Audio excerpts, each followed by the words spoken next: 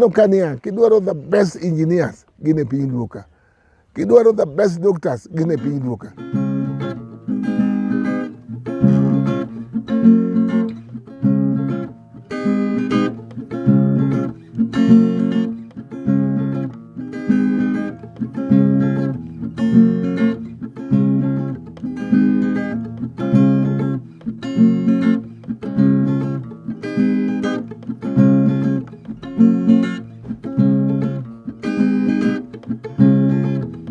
Hello everyone watching this. Again, my name is KP, Kogot Peter, and I'm here with KER of the Luo Council of Elders, and I'm here to ask the important questions that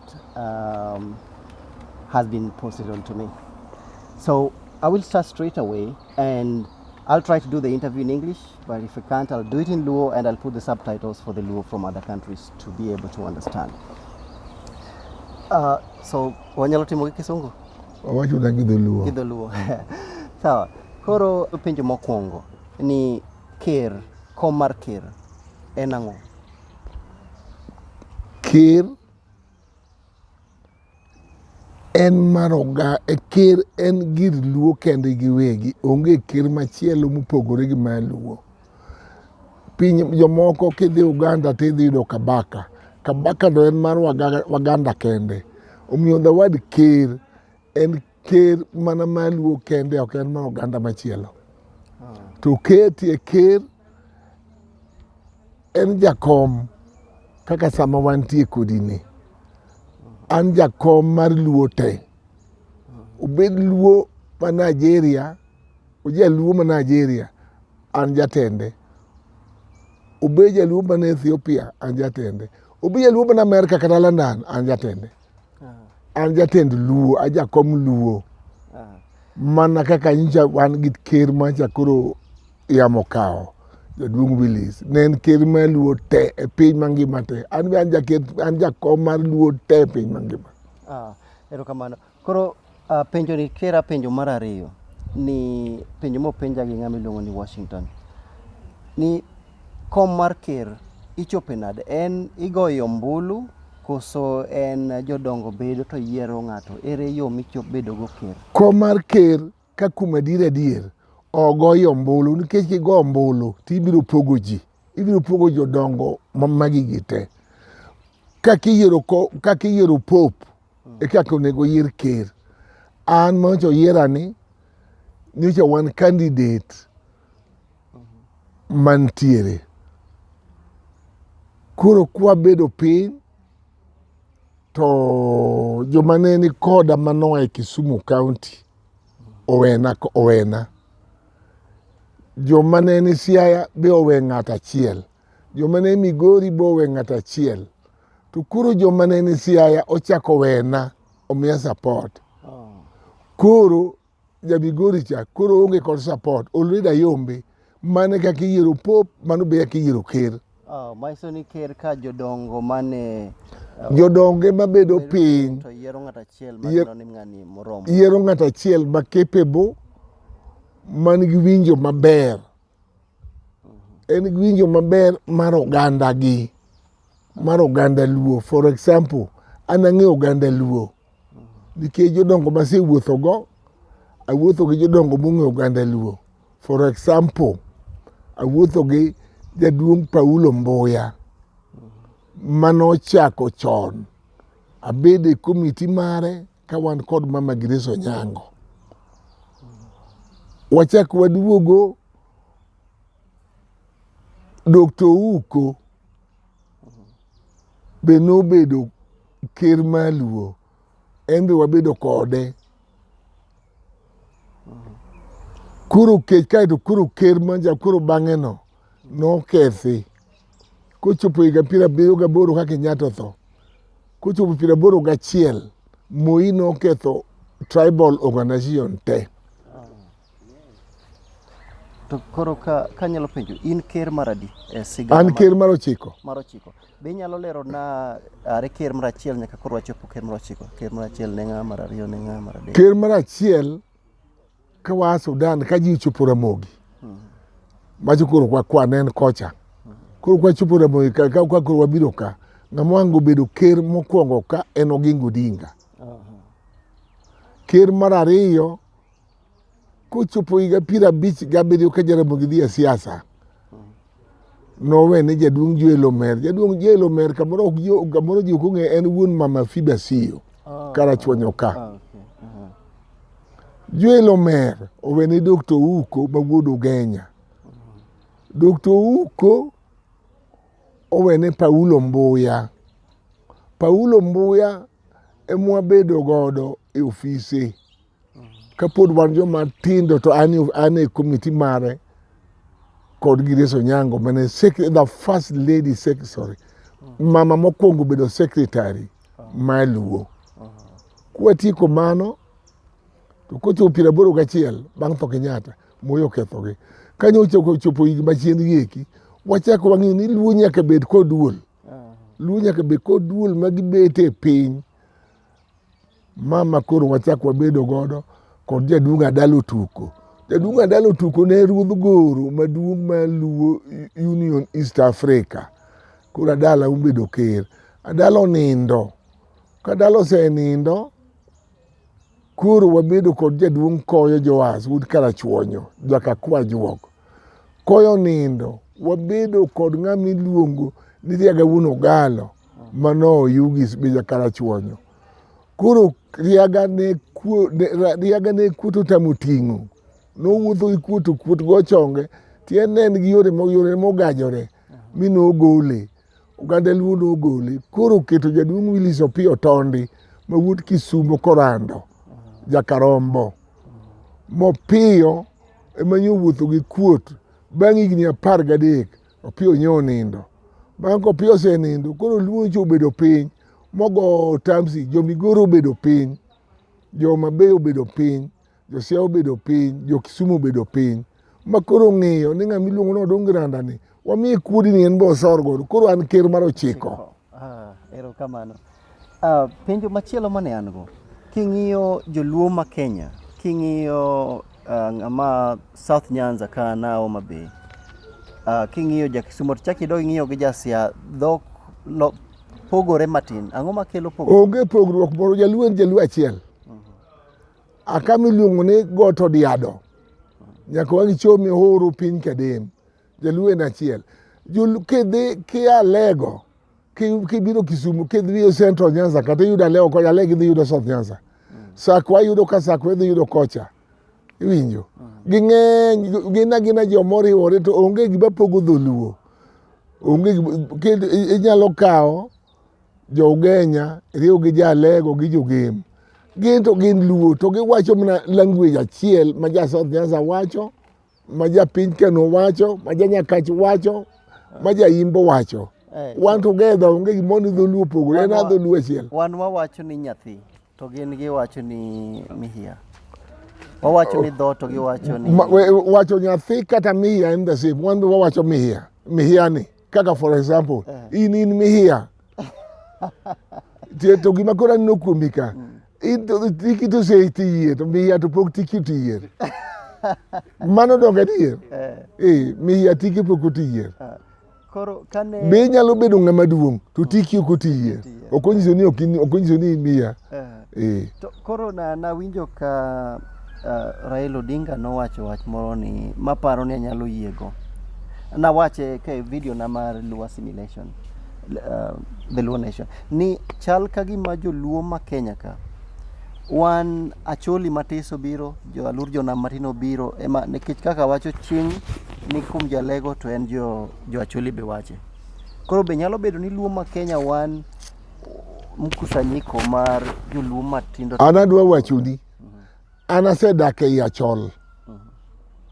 Anasedak e Achol higa 70 mana ng'e dha Achol. To nitie pogruok mar Jachol gi Jaluru. Jaluru kiyudo to mosi gi dholuo madalawa ka mathurwa ka.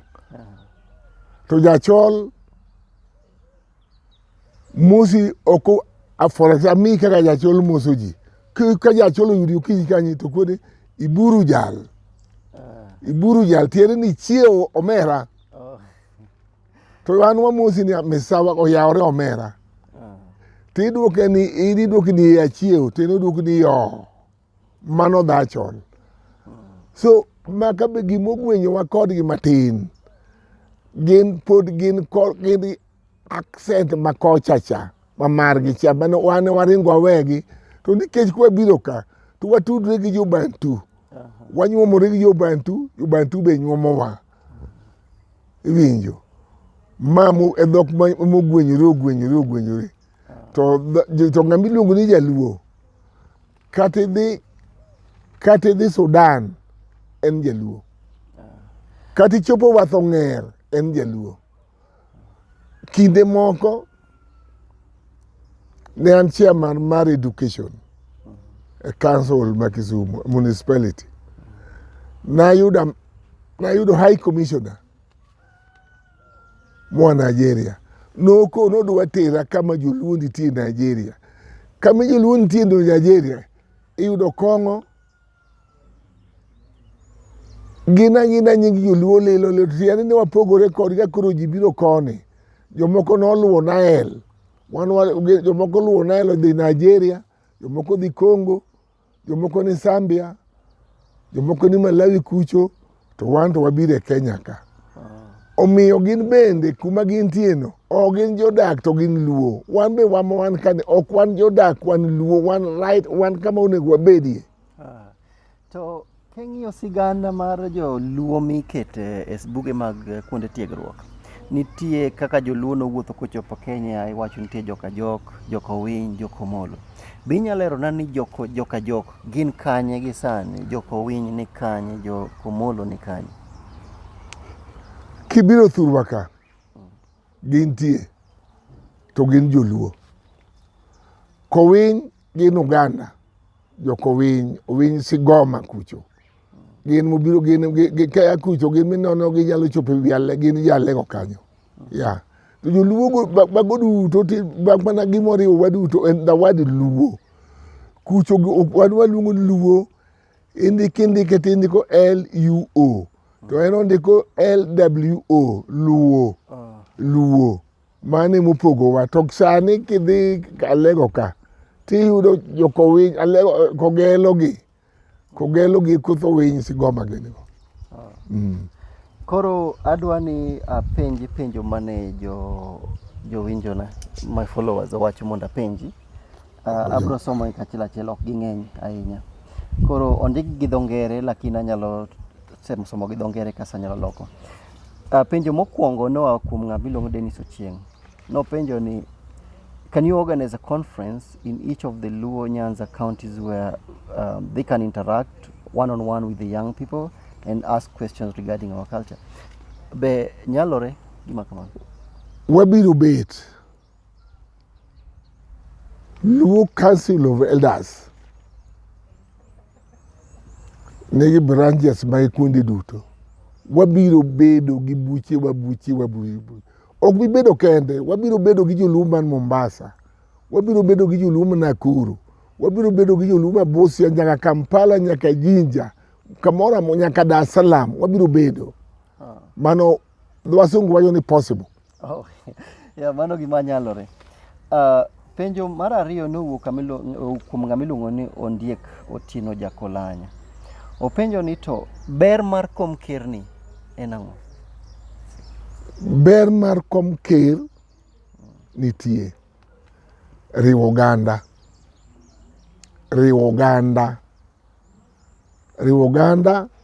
mondo oganda wa obed achiel ma onge pogruok. Ber mar kom ker koro kwang'iyo chien kucho chonde. Jaduong' manwango bedo e komni notudo oganda. Wuotho nyaka Tanganyika, wuotho nyaka Uganda, koriwo oganda. Moganda oriwo, mochoko pesa onge kata loan kata achiel. Minogero ot maduong' miluongo no Fafa. En riwo oganda. Ma an bende akwa Nyasaye mondo miya rieko mondo abi ariwo oganda Luo. Ok oganda Luo kende, ka nitie wach moro e kindwa gi jomoko, joka be biro bedo gi jogi, wan wabiro bedo gi jowa, wakelo kwe mondo kwe obede e pinywa ka. Hostilities mang'eny ok wadwar. Penjo machielo en about Luo unity across East Africa.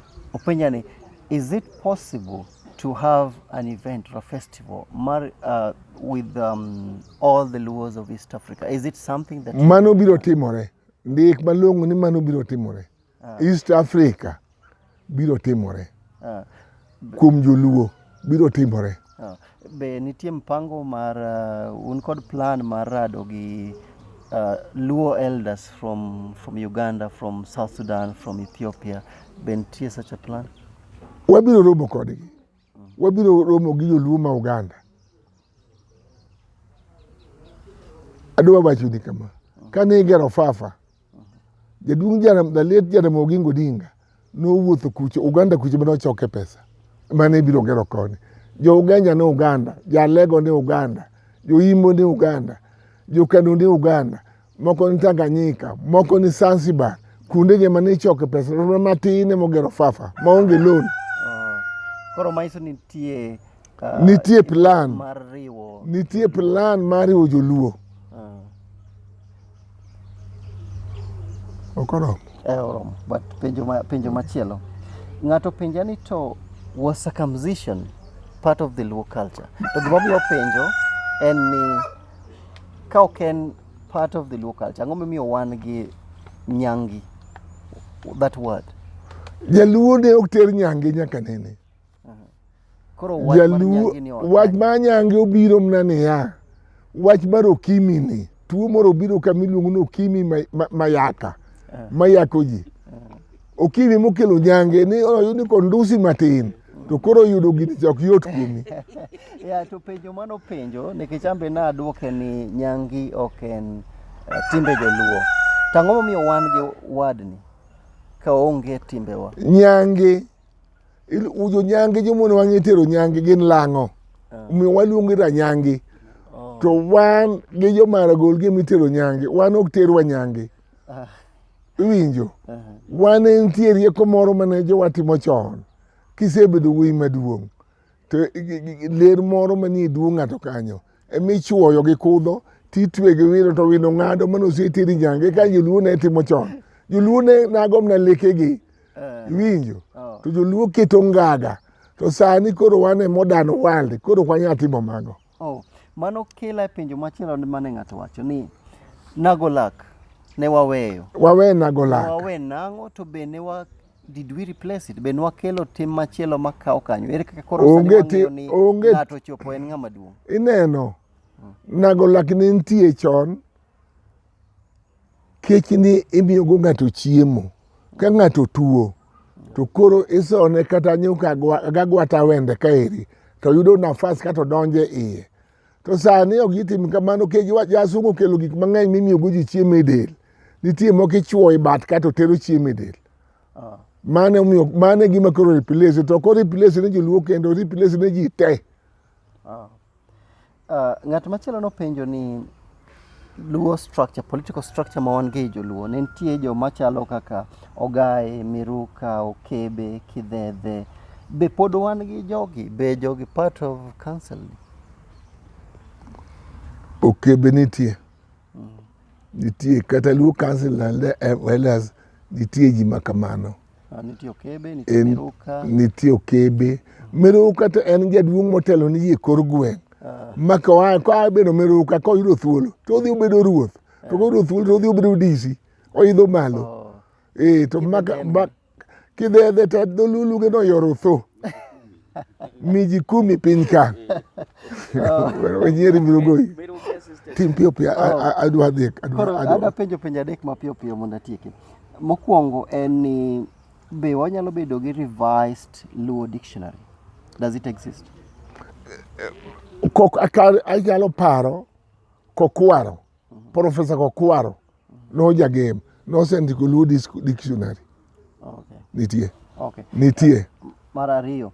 Bentio is there a way that the council is doing, what the council is doing to preserve the Luo culture in the face of intermarriages and globalization matimore? Machalo jo machal koda kama makoro dhumo kisungu.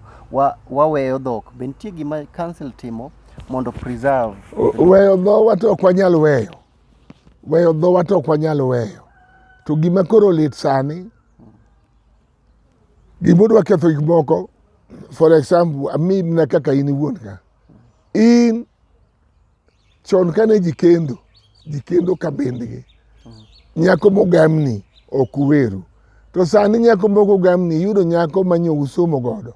In makarere koni. Nyako no somo Nairobi University kata Dar es Salaam. To koro tudruok maru en asimo gi barua. Omiyo weru kuyot. Ya miyo joluo nyaka ng'i yore, wabiro ng'iyo yoregi matudo jaluo mondo gi jaluo nyako mokendi kik were. Erokamano. Penjo machielo mopenja ng'amiluongo no Nyanga Molo ni kuong kas, how powerful is it in Luo? To no penjo ni in the context of iwacho ni nitie ka Jaramogi no okuongo Raila, and I'm just reporting this is not my words. Be kuong ni nyalo bedo ni miyo yudo kom ker mar piny ma Kenya ka bedo matek? Awacho ni 100%. En odiochieng' mane ma Jaramogi no okuongo Raila? En odiochieng' bane ng'ano ento yudo wayno kama nade? Onyango Molo, Nyakiler, you have to clarify where you got that from. Koro maiso ni gisani waonge duoko nikech penjo Onyango Molo no kuma no yude wach nikech jamobedo gi Jaramogi nyaka samugik nene an.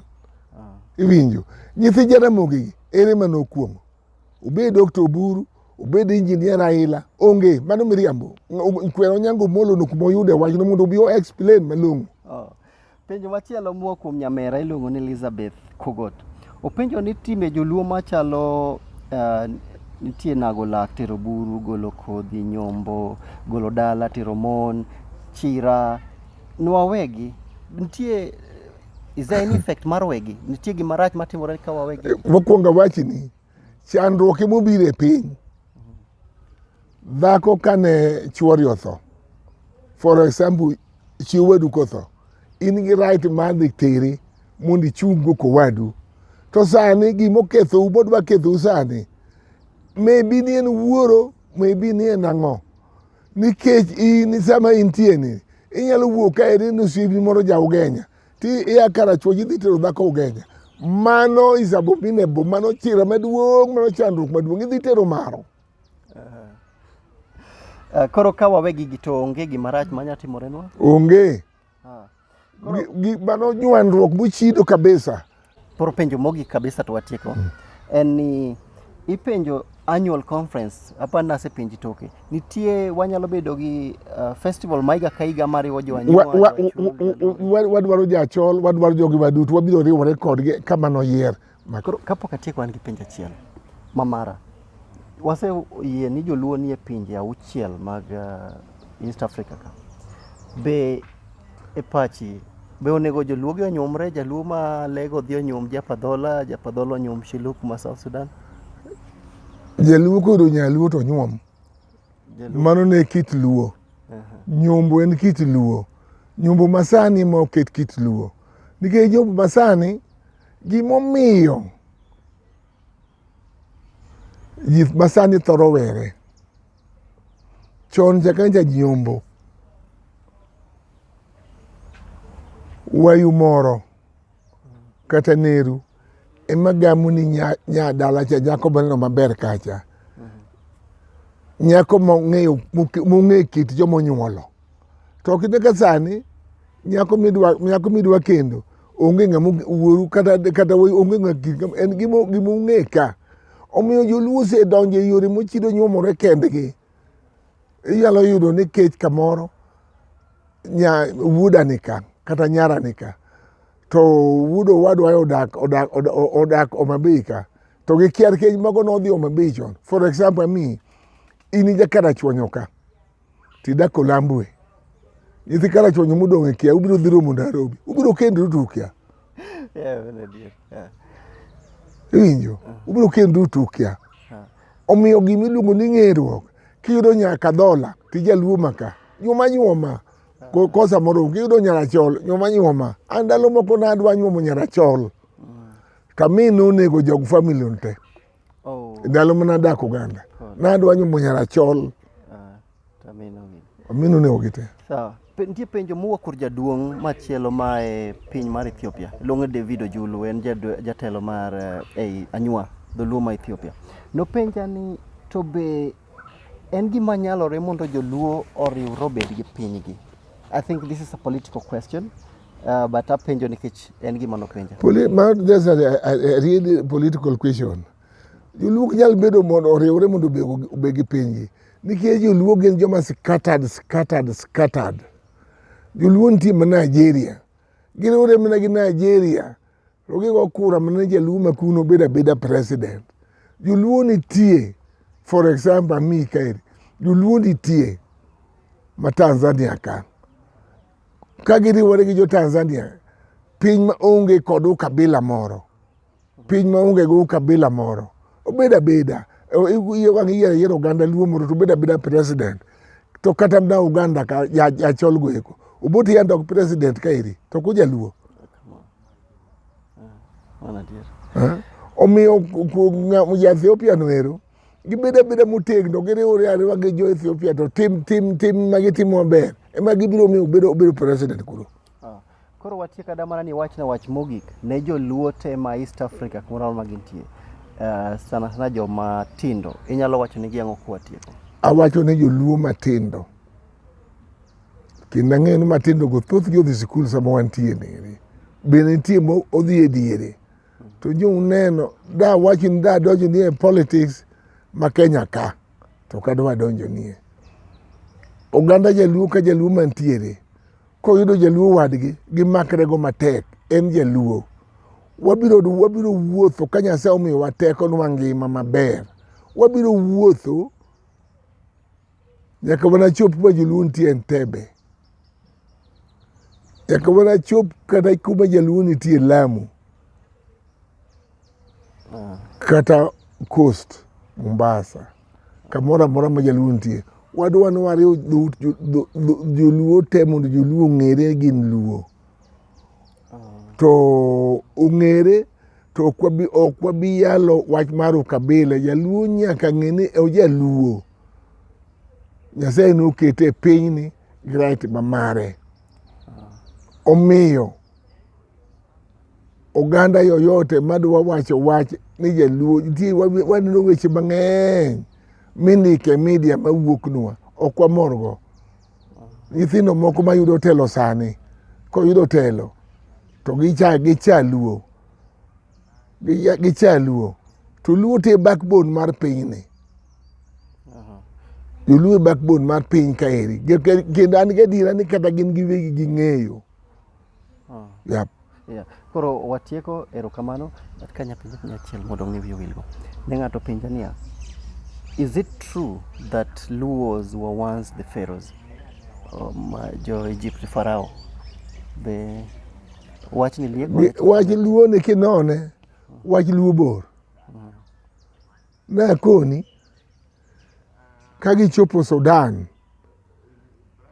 kuma ne gi echo joluo ne gin neighbors mag jo Israel rather ne gichiri gi bino timbe luo chini timbe Israel ka jo Israel ne tero mon ka joluo tero mon ka jo Israel ne tero buru ka joluo tero buru omiyo joluo gi jo Israel gichal to wacho ni kucho chode kedhi Egypt kucho kuma ne jo Israel ntiere kiyudo engineers joma ne gero udi jogo chalo joma ne luo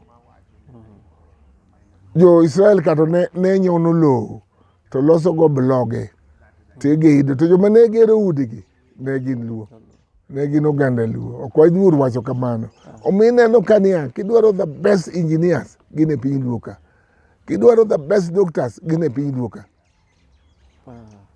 to yudo ludh telo ka Nyasaye oyie to chiemo gine yudi waketo weche duto e lwet Nyasaye ke Nyasaye manochwe dhano mokete piny ka wan joge.